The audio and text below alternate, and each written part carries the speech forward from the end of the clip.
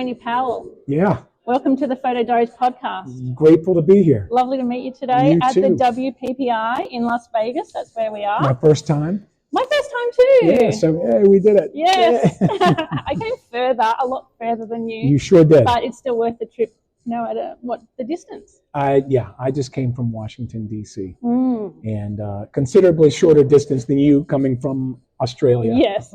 And in Washington, D.C., you run a studio. I have a studio that I work out of. I primarily do most of my work on location. Okay, so you travel with all your equipment. When I need a studio, I work out of several different studios in Washington. It's made it a lot easier for me to not have the overhead of keeping a full-time studio and not necessarily using it, because 95% of what I do is out in the field on location. Yes. I set up studios all over the place all the time. So there's no real need to have a full-time studio. And when you set up on location, what's the minimum equipment you like to bring that's a must-have? At least two lights. At least two lights, tripod, a few modifiers, but generally it's 3 or 4 lights. Studio flash? Studio or LED lights? Yeah, studio flash. Yeah, and I've recently, in the last year, have incorporated light tubes and LED panels and things like that. So I shoot with a wide variety of lighting sources. And when you first started your business, what was your main focus? I was dance photography, believe it or not. I'm also a composer and a choreographer. Wow. And I wrote music and made ballets, and I had this company of dancers, and I would need to photograph them for the invitations, for the posters, for all of the signage that we used for my company. And I had been a photographer as a teenager and didn't feel like I needed to pay someone to do these portraits and photos of the dancers. And so I would, have these regular photo shoots with my dancers. And that's how I really started professionally as a photographer with Hasselblad 501 CM. Long time, yes. Long time ago, yeah. No light meters, Film.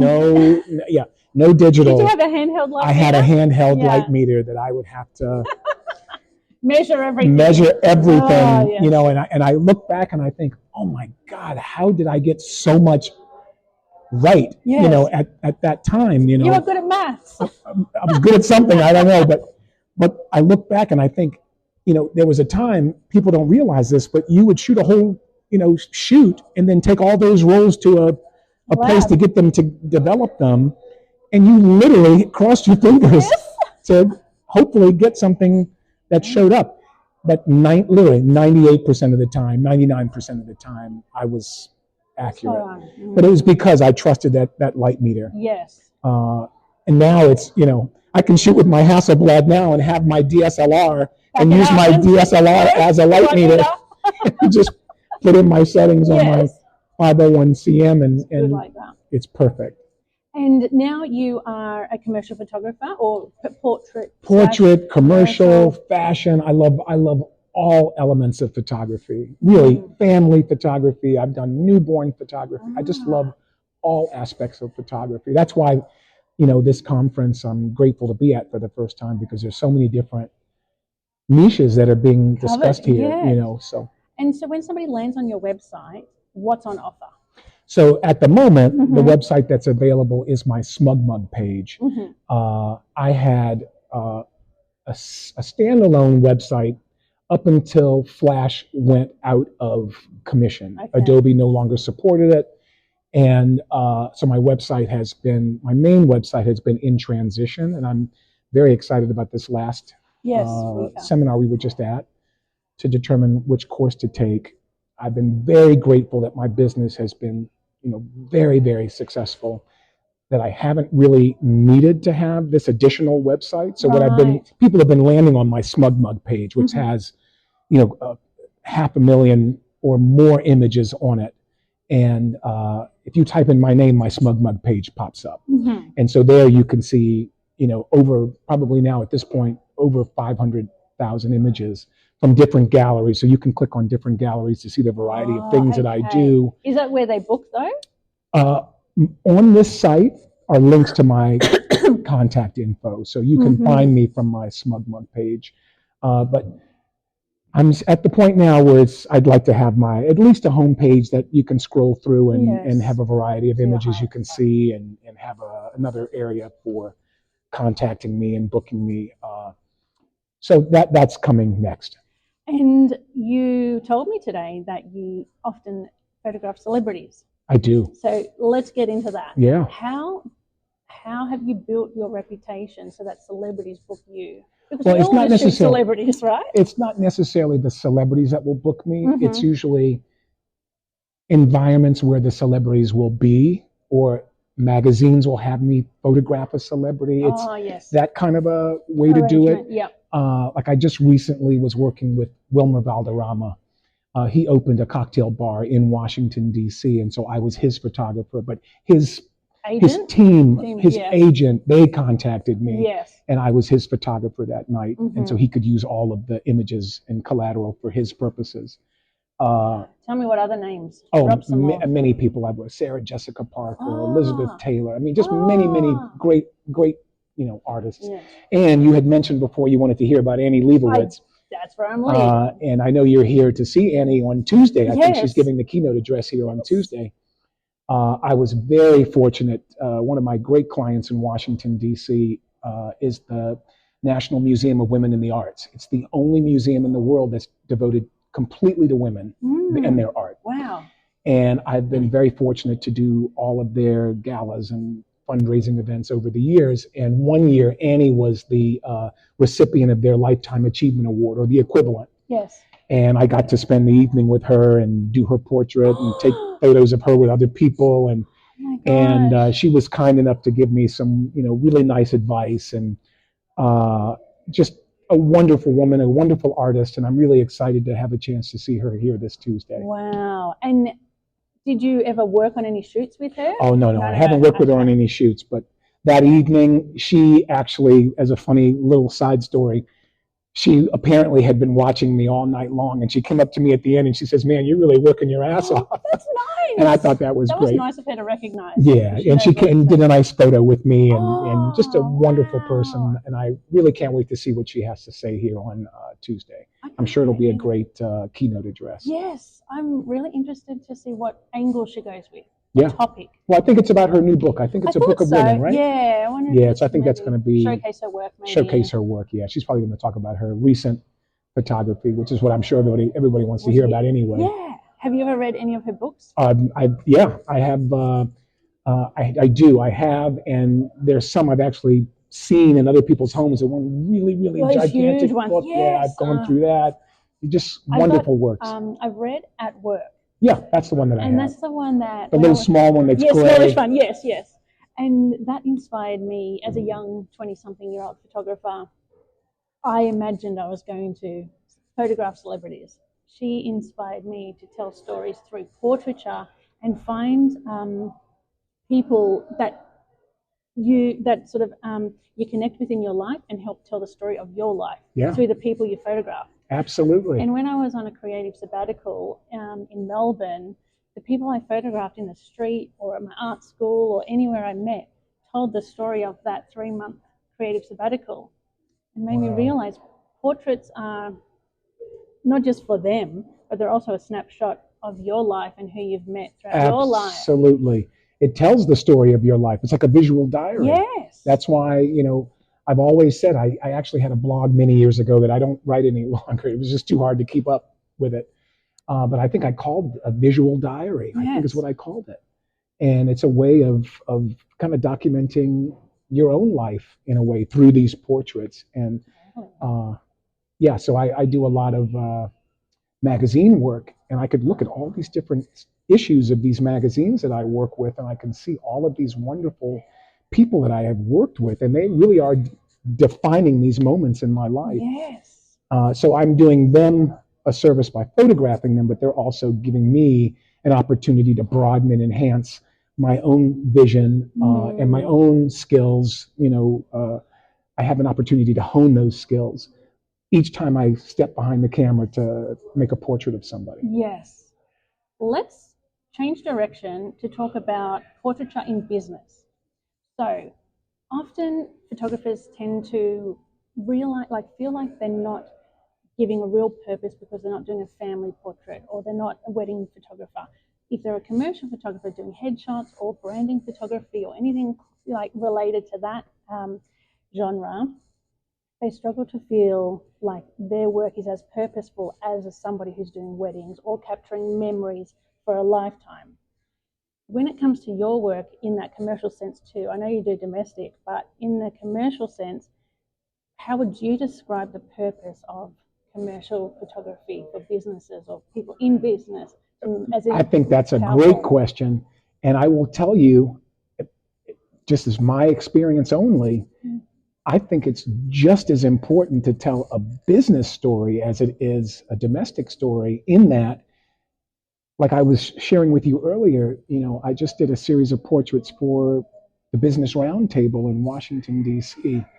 And I get an opportunity to help that organization tell their story. And that gives me great purpose. That makes me feel really grateful, but also humbled that I get an opportunity to present them in a way that they're going to now utilize moving forward on their own webpage and in all of their correspondences with other people. And to me, that's a really it's an important feeling for me to have the trust of an organization like that deals with all of the businesses around the country in one centralized location in Washington, D.C., to have been hired to represent them as they're forward-facing the world. So that to me is really meaningful. Because we are essentially helping businesses fulfill their purpose to help others. So there's great value in that. Yeah, we're helping them help others and do what they're passionate about. And in a wedding, it's the same. I'm serving a family and the family's descendants. Yes. And the family's descendants that never knew the people who were in the photos. 50 years from now, it'll be the only tangible evidence of the existence of the people that I'm photographing. Yes. So there's a great service there, but there's also a great service in the business sphere as well. And earlier on, you shared with me what sort of people are paying in American dollars or American business versus because I was really interested to hear what people are willing to pay per image overseas. Tell me what people are paying per image in America. Well, I can't speak for any other photographers, but on my website, downloads there are $550, and can go even higher if they're being used for other purposes. Depends on the license. It depends on the license. Yeah.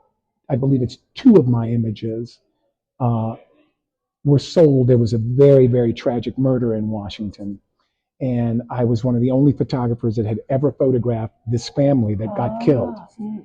And so my images were deemed extremely valuable when this story was being told on all of the news sites, all of the TV channels, and they had to use an image of these people, and so they used my image, and I allowed an agency to sell that or to disperse it or send out the license. Did they come up with the fee, or did you have to come up with the fee? No, they came up with a fee, and I just agreed to it. It was it was way beyond anything I could have ever imagined. It was over $20,000. Wow. For just one I believe it was 2 images.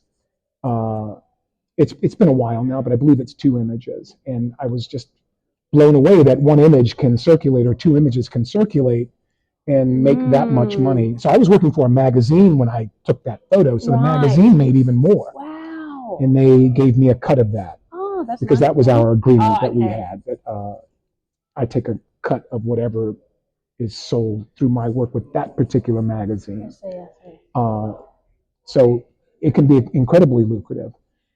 Do business people question that price, that $550 per image price? Or do they come to you expecting that that's the price point? Well, let me just tell you, I feel really grateful to be somewhat I have somewhat of a reputation in Washington for being kind, fair, and I do a really good job. Yes. And that's just kind of, I'm grateful for that. Yes. And so people who hire me know that there's going to be some value there. And guaranteed result. That's exactly, Yes. you know, I'm truly grateful for all of the business that I have. I'm grateful. A part of that is shown in how much I put into the work that I do. You know, I just don't take a picture and send someone. No, Yeah. I sit with images. You know, I retouch. I work with the client to find out if there's more they'd like for me to do. I want, you know, I'm not doing this for me. I do it for the client, and you collaborate. It's a collaboration, and I'm grateful to have, you know, wonderful financial support as a result of it. But that's not my main goal. My main goal is to collaborate and to have a wonderful time. Yeah.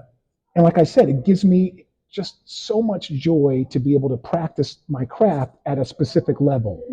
And that specific level means retouching. It means consultation with the client, you know, adjusting all types of things. Just that back and forth is really meaningful. It's all about relationships. What I do is all about relationships. So then if somebody is a brand new client to you, how do you initiate the relationship, or how do you build on the first inquiry? Is it via email? Like, you know, never by email. It can start by email because they reach out to me by email. But the first thing I do is I always call. If there is a phone number in the signature, I will not email back. I prefer to just pick up a phone. Let's talk. Let's have a FaceTime, or let's meet in person. And you know, if it needs that, like wedding clients, I always will do that. You know. But if it's a new business arrangement, I would love to have a phone call. We can talk about the scope and the parameters. And are they filling out a questionnaire at all? No. I ask the questionnaire questions over the phone. Okay, gotcha. I've just not been one of those formal questionnaire persons. To me, that's a little informal. Yes. I'd prefer to do that, you know, over the phone or over Zoom. I'm really good with the Zoom. I love Zoom, especially if we're in different locations, because sometimes my clients are in New York. They can't meet you face to face. Yeah. And then by the time they're on a shoot with you, they feel like they already know you. Exactly. I think it's so important to one of the biggest things I've ever learned. I got some feedback once from an event planner who, you know, who told me, always do a site visit. Oh, yes. Always do a site visit. And that stuck with me because there was one time I did a wedding that was a little further out than I'm usually able to get to quickly.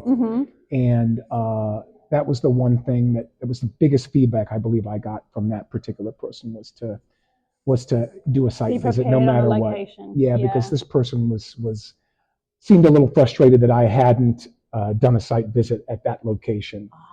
And it does add value because it shows you're prepared, you're willing to back up everything. And ever since then, I will never, ever do a wedding unless I've been to the location first, or have had some type of a three-dimensional walkthrough, or some kind of an actual virtual walkthrough.